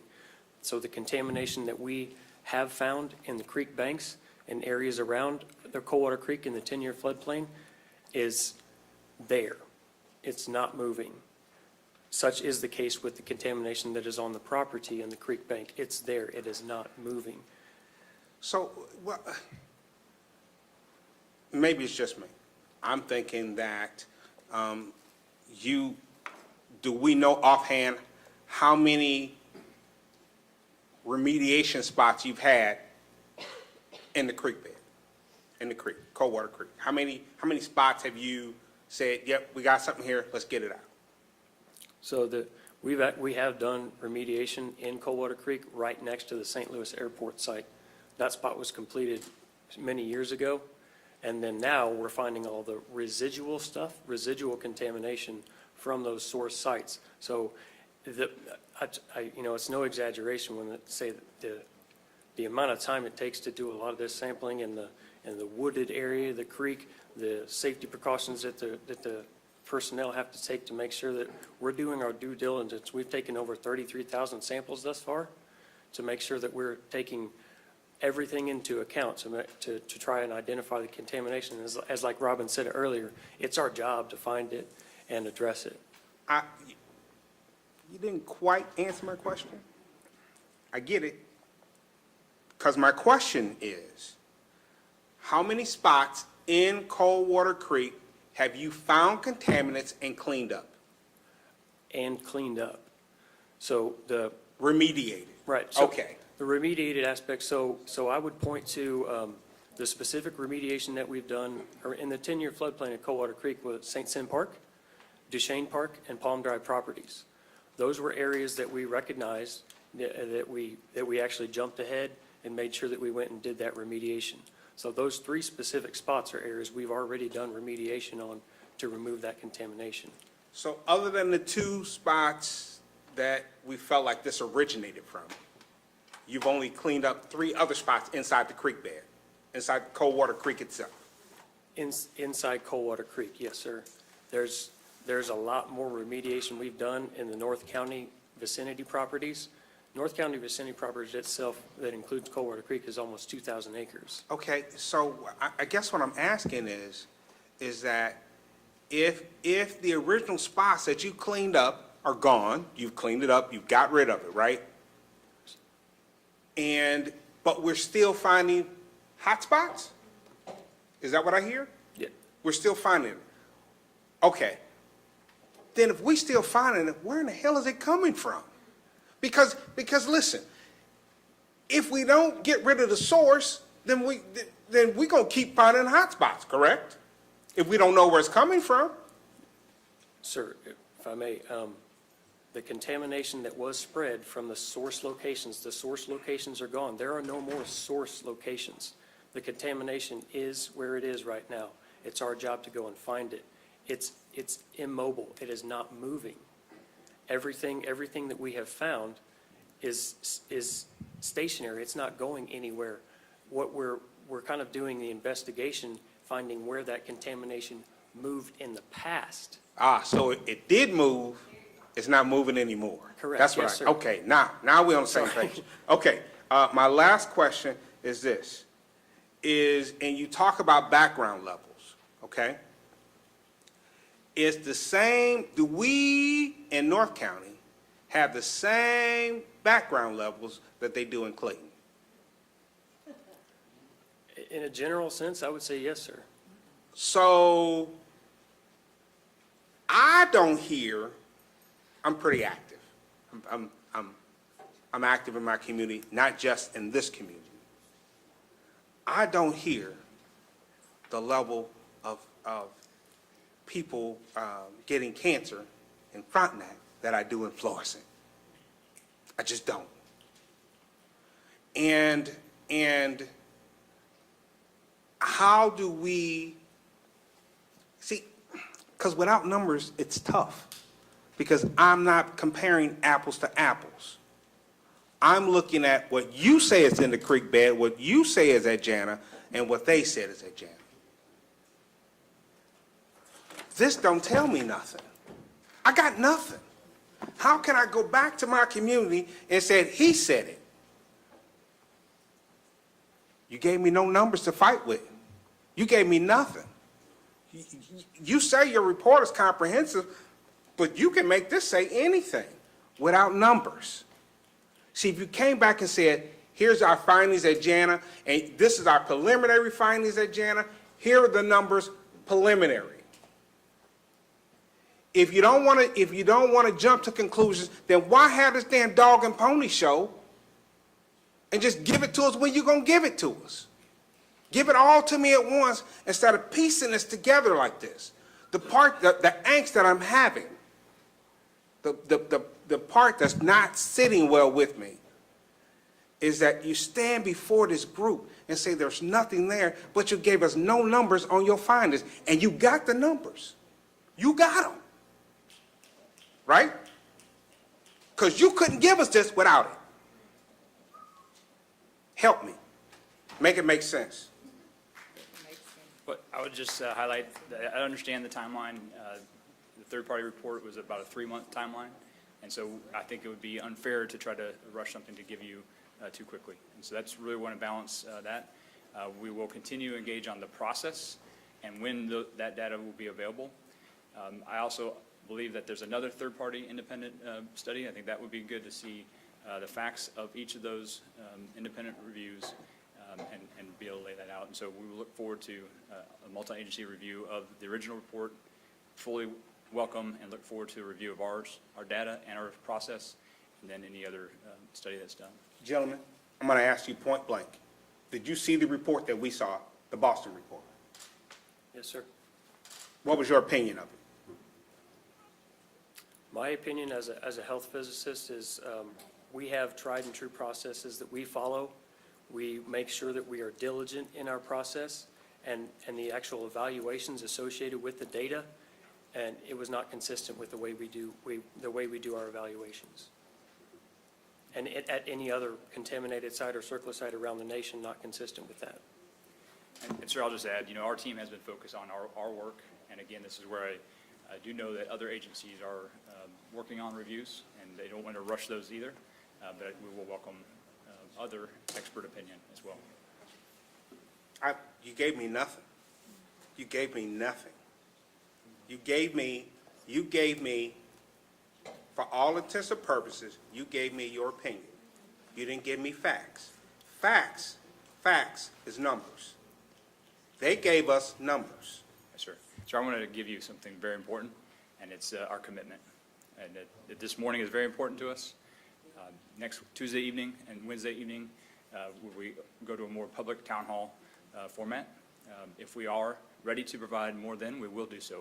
If it's information about where we're at in the process, I would ask that yourself and other professionals accept that. And again, we don't want to rush things. And you will have numbers, sir. And I am giving you our commitment. We have been here, and we are here to see this project through for the contaminant concerns for this project. And I give you that commitment, sir. So you're telling me that on the 15th, you're going to bring us numbers that you couldn't bring me today? No, no, sir. I said if we are ready to do so as an agency, we will do that. And so I would ask patience, and we will work with the leaders to let you know and be able to discuss more on Tuesday night and more openly with the public on Wednesday night. You have our commitment. How do I know as a parent, grandparent, as a concerned citizen, as a resident in this community? How do I know? I hear what you're saying, but how do I know as a citizen that the numbers that you're going to give us or what you have is jiving with what you say without the numbers before me? Because when we got the report, we had somebody say, hey, listen, this is this is that. I got nothing. And you're going to stand before all of us on the 15th, on the 16th, all the elected officials and all this posturing with no numbers. If you're not providing data and you got all the data, what are we doing? If you're going to come on the 15th and the 16th, when all the big shots are there, it's, election season over though, but it is what it is. But you're going to come on the 16th, you're going to come on the 15th, and you got no data in front of us. How are we supposed to make educated decisions with no data? I'm asking. I would just reinforce that if there is a timeline for a decision that you have, that you need it by a certain date, we will work with you. We want to communicate early and often about what we are doing rather than waiting. So I do hear your concern, and we look forward to continue dialogue with you. You're good at what you do. Appreciate it. And Mr. Taylor, same to you. I do appreciate each of your roles. It's a very tough role you serve in, and thank you for doing so for this community. Thank you, Colonel. I actually realize I have a few more questions, and I see Mrs. McNeil does as well. Thank you so much for your time this morning. Mrs. McNeil? Yes, just two quick things, I hope. To follow up on Mr. Taylor's inquiry on remediation that you've done, I appreciate that you cleaned up the sources and understand that. And then I feel like you worked your way down from upstream to downstream, and you are now at Jana. I mean, that is where you started to test this summer. The 14-mile Coldwater Creek, we're past 10, 12 miles. We're continuing all the way to where it meets the Missouri River. So that testing, the sampling and testing of all that data will continue. But yes, this was a process starting in 2016, asking for the right of entry, 17, 18, gathering, sampling. And then I guess the only other aspect about the data, to give a school analogy of the work we do in the professional world, as well as, for example, a report that's written. A lot of times it's important to communicate with a professor or a teacher on where we're at to make sure we're heading in the right direction, and work with you on what will be that final report and that final project. And so that's our concern, is to make sure that it's complete and it has the proper analysis and review. And I do appreciate that you are thorough and correct. But one question, you have done remediation, it seems like, pretty much from Laddie and the airport on down to, I don't know what the most, to Palm. Is that it? To Palm. So you've done that remediation? I'm going to give an answer. I think it's part of what Mr. Taylor asked, also what you're asking. Our remediations are prioritized on the highest levels that are present, but also contamination that we find that presents itself to be in contact with human beings first. So our general priority for the program is to start at the source areas, which we've done, and now we're working downstream with investigations in Coldwater Creek. We're almost to the end with our initial Coldwater Creek sampling, by the way.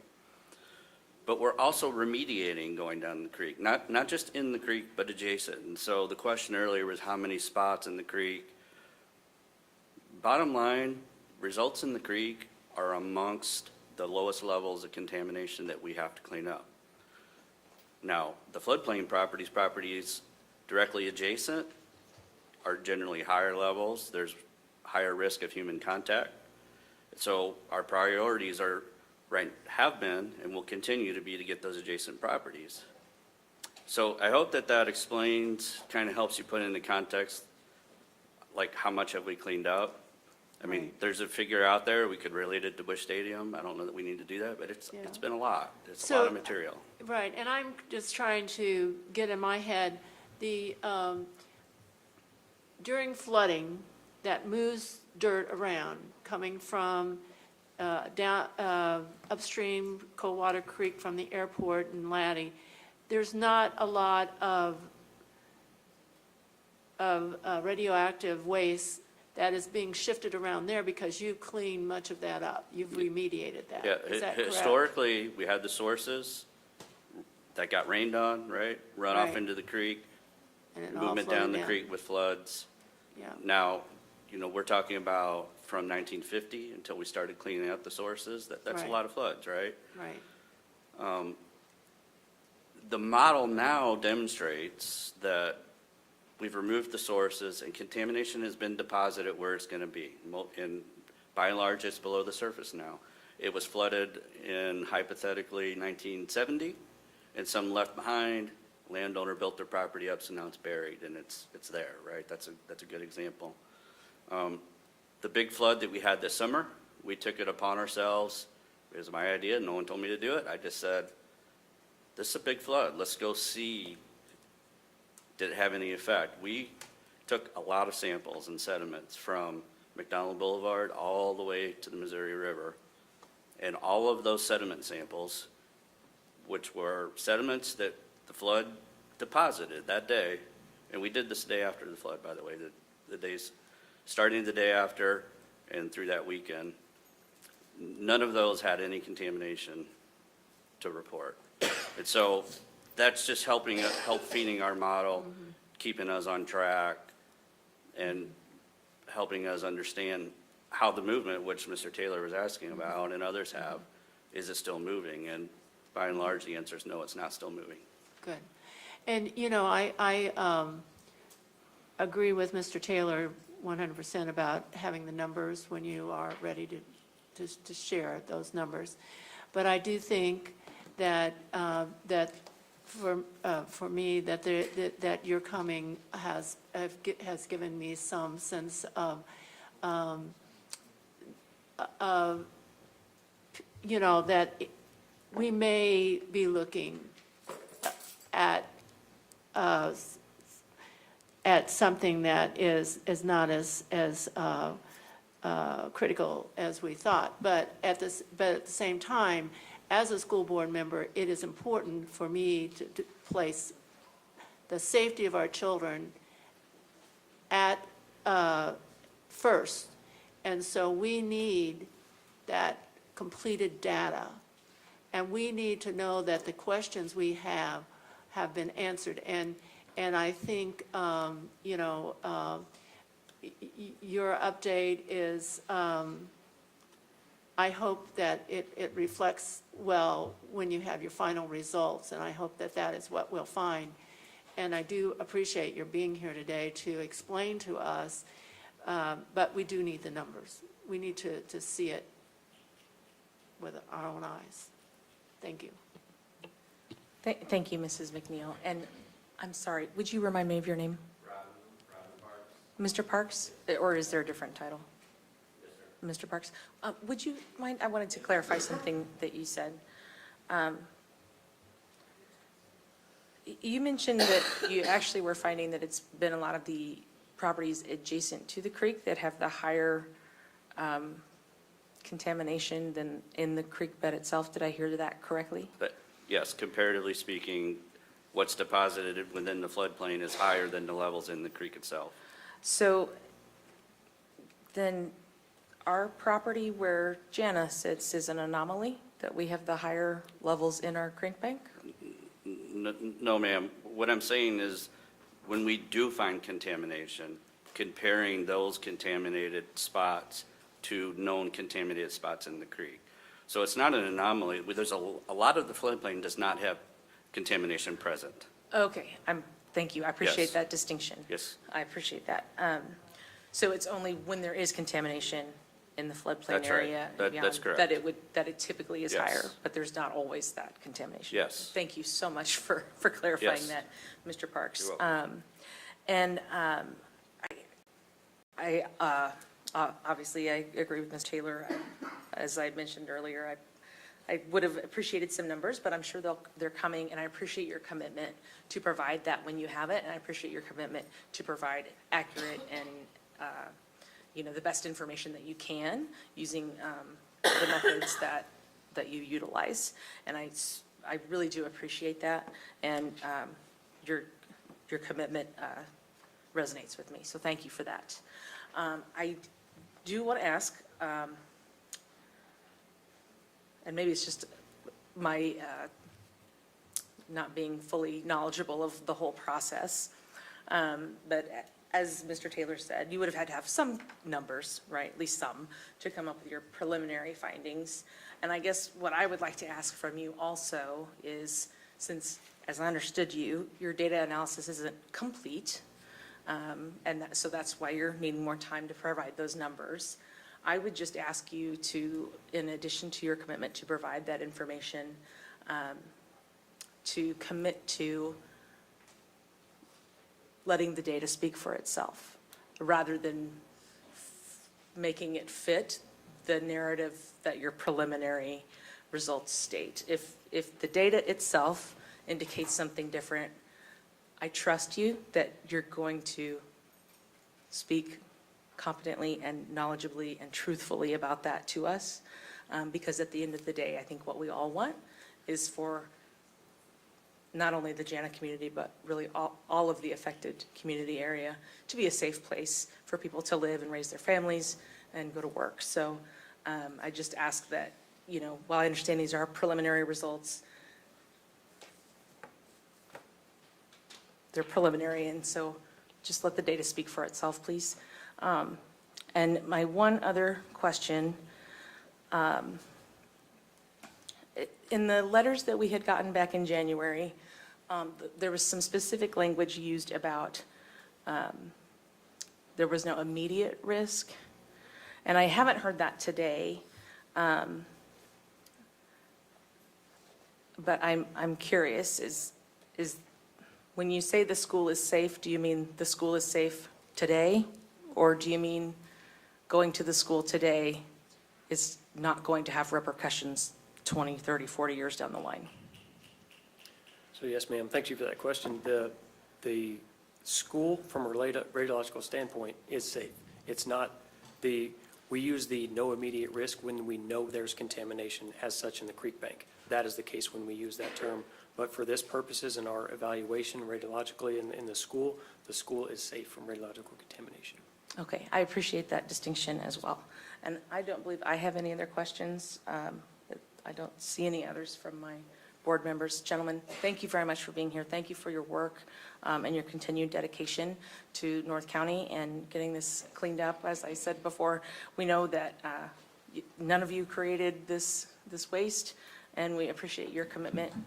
That does speak to me, and I just so appreciate you being here and sharing these preliminary findings, because as you said, there's a lot of questions, and while I'm eager to see the numbers, I do appreciate that you've at least told us what it's looking like from your perspective. I'm not sure that it's enough for us to maybe make any decisions on, but it is helpful to know at least how your investigation is looking at this point. So thank you very much, Mr. Parks, and I'm sorry, Mr. Paggart, thank you all for being here, and we'll look forward to seeing you again on the 15th.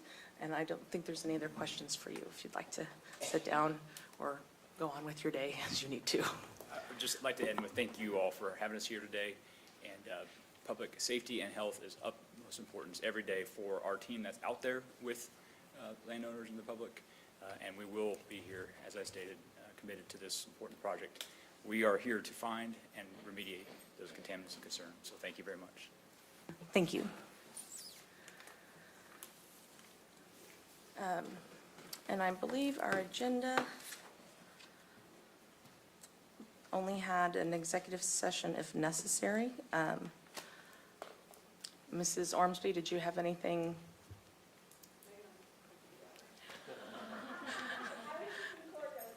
Wow. Yep. You do not need to apologize. I'm like so flattered right now. Okay, in that case then, board members, I would entertain a motion to adjourn our meeting. Thank you, Mr. Taylor. Is there a second? Second. Thank Mrs. you. McNeil. And I'm going to, since Mrs. Latham had to leave, you got it? Okay, thanks. So we have a motion to adjourn by Mr. Taylor, a second by Mrs. McNeil. Board members, all in favor, say aye. Aye. Any opposed? Any abstentions? Thank you, everyone. Have a blessed day. Can I talk to you about your data?